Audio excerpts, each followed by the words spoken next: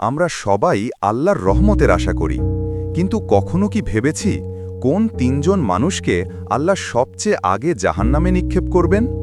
এই তিনজন এমন মানুষ যাদের দেখে পৃথিবীতে সবাই ভাবত তারা জান্নাতি, অথচ আল্লাহর দৃষ্টিতে তারা ছিল সবচেয়ে ধোঁকাবাজ। রাসূলুল্লাহ সাল্লাল্লাহু আলাইহি ওয়াসাল্লাম একদিন সাহাবীদের সামনে এক ভয়ঙ্কর হাদিস বর্ণনা করলেন। তিনি বললেন, কেয়ামতের দিনে তিন শ্রেণীর মানুষকে সবচেয়ে আগে আল্লাহর সামনে আনা হবে বিচার করার জন্য। ইন্না আউয়ালান নাসি ইউকদা ইয়াউমাল কিয়ামাতি আলাইহি রজুলুন। সূত্র সহি মুসলিম। নিশ্চয় কেয়ামতের দিন প্রথম বিচার করা হবে এক ব্যক্তির ব্যাপারে, যিনি শহীদ হয়েছিলেন দুনিয়ায় মানুষের চোখে। তাকে আনা হবে এবং আল্লাহ তার প্রতি দানকৃত অনুগ্রহসমূহ তাকে স্মরণ করিয়ে দেবেন। সে স্বীকার করবে, হে আল্লাহ, তুমি আমাকে এসব অনুগ্রহ দান করেছিলে। আল্লাহ বলবেন, তুমি এসব অনুগ্রহের বিনিময়ে কি করেছিলে? সে বলবে, আমি তোমার পথে যুদ্ধ করেছি যতক্ষণ না শহীদ হয়েছি। আল্লাহ বলবেন, তুমি মিথ্যা বলেছ, তুমি যুদ্ধ করেছিলে যেন মানুষ তোমাকে বীর বলে। তোমার নাম পৃথিবীতে উচ্চারিত হয়েছে, তাই তোমার প্রতিদান তুমি পেয়ে গেছো পৃথিবীতে।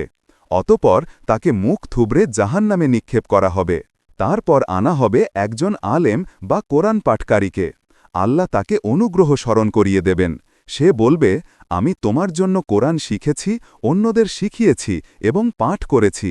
আল্লাহ বলবেন, তুমি মিথ্যা বলেছ, তুমি পাঠ করেছিলে যেন মানুষ বলে ও একজন পাঠক বা ও একজন আলেম। মানুষ তা বলেছে, এখন তোমার কোনো প্রতিদান নেই। তারপর তাকেও মুখ থুবড়ে জাহান্নামে নিক্ষেপ করা হবে।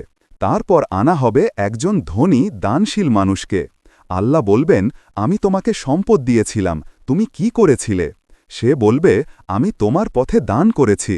আল্লাহ বলবেন, তুমি মিথ্যা বলেছ, তুমি দান করেছিলে যেন মানুষ বলে সে একজন উদার ব্যক্তি। মানুষ তা বলেছে, এখন তোমার আর কিছু নাই। অতঃপর তাকেও জাহান্নামে নিক্ষেপ করা হবে।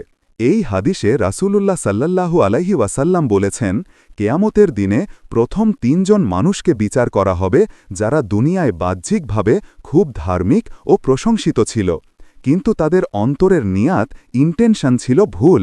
তারা কাজ করেছিল আল্লাহর সন্তুষ্টির জন্য নয়, বরং মানুষের প্রশংসা পাওয়ার জন্য। ইন্নামাল আমালু বিন্নিয়াত, অর্থাৎ নিশ্চয় কাজের ফলাফল নিয়তের ওপর নির্ভর করে। সহি বুখারী। এই তিনজনের নিয়ত আল্লাহর সন্তুষ্টি ছিল না, ছিল মানুষের প্রশংসা পাওয়া। তাই তাদের বাহ্যিক ভালো কাজ আল্লাহর কাছে মূল্যহীন হল। ২. রিয়াকারী, লোক দেখানো আমল। এই হাদিস রিয়াকারীর জন্য সবচেয়ে কঠিন সতর্কতা। আল্লাহ বলেন কোরআনে, ফাওয়াইলুন লিল মুসাল্লিন আল্লাযীনা হুম ইউরাউন। অতএব ধ্বংস তাদের জন্য যারা নামাজ পড়ে লোক দেখানোর জন্য। সূরা মাউন ৪:৬। অর্থাৎ শুধু নামাজ নয়, যে কোনো ভালো কাজ যদি লোক দেখানোর উদ্দেশ্যে হয় তা জাহান্নামের কারণ হতে পারে। ৩. আল্লাহর বিচারের সূক্ষ্মতা। এই হাদিস প্রমাণ করে, কেয়ামতের দিনে বিচার হবে শুধু বাহ্যিক কাজের ভিত্তিতে নয়, বরং অন্তরের চিন্তা ও উদ্দেশ্যের ভিত্তিতে। মানুষকে হয়তো ধোঁকা দেওয়া যায়, কিন্তু আল্লাহর কাছে কিছুই গোপন নয়। ৪. শিক্ষা ও উপদেশ। আমল করার আগে নিয়ত ঠিক করো, আমি এটি শুধুই আল্লাহর সন্তুষ্টির জন্য করছি। প্রশংসা পেলে খুশি হওয়া স্বাভাবিক, কিন্তু সেটি যেন উদ্দেশ্য না হয়। নিয়মিত নিজেকে প্রশ্ন করো, আমার আমলে আল্লাহ আছেন নাকি মানুষ? আল্লাহুম্মা জাআল আমালানা খালিসাতান লিওয়াজহিকাল কারীম ওয়ালা তাজআল লিআহাদিন ফিহা শাইআ। হে আল্লাহ, আমাদের সমস্ত আমল যেন শুধু তোমার সন্তুষ্টির জন্য হয়। অন্য কারো প্রশংসা বা স্বার্থ যেন এতে না থাকে। প্রথমে আনা হবে এক শহীদকে। আল্লাহ তাকে তার নেয়ামতগুলো স্মরণ করিয়ে দেবেন। সে স্বীকার করবে, হ্যাঁ হে আল্লাহ, তুমি আমায় এসব দিয়েছ। আল্লাহ বলবেন, তুমি কি করেছিলে এসবের বিনিময়ে? সে বলবে, আমি তোমার পথে যুদ্ধ করেছি, শহীদ হয়েছি। আল্লাহ বলবেন, মিথ্যা বলেছ, তুমি যুদ্ধ করেছিলে যেন মানুষ তোমাকে বীর বলে প্রশংসা করে। তোমার নাম মানুষ বলেছে, ওই লোকটা সাহসী, তোমার প্রতিদান তুমি পেয়ে গেছো পৃথিবীতে। দ্বিতীয়জন হবে একজন আলেম বা কোরআন পাঠকারী। আল্লাহ জিজ্ঞাসা করবেন, তুমি কি করেছিলে? সে বলবে, আমি তোমার কিতাব শিখেছি, অন্যদের শিখিয়েছি আর কোরআন পাঠ করেছি তোমার সন্তুষ্টির জন্য। আল্লাহ বলবেন, মিথ্যা বলেছ, তুমি শিখেছিলে যেন মানুষ বলে ও একজন আলেম, তুমি কোরআন পাঠ করেছিলে যেন মানুষ বলে কি সুন্দর কণ্ঠ। মানুষ তোমাকে প্রশংসা করেছে, এখন আর কোনো প্রতিদান নেই তোমার জন্য।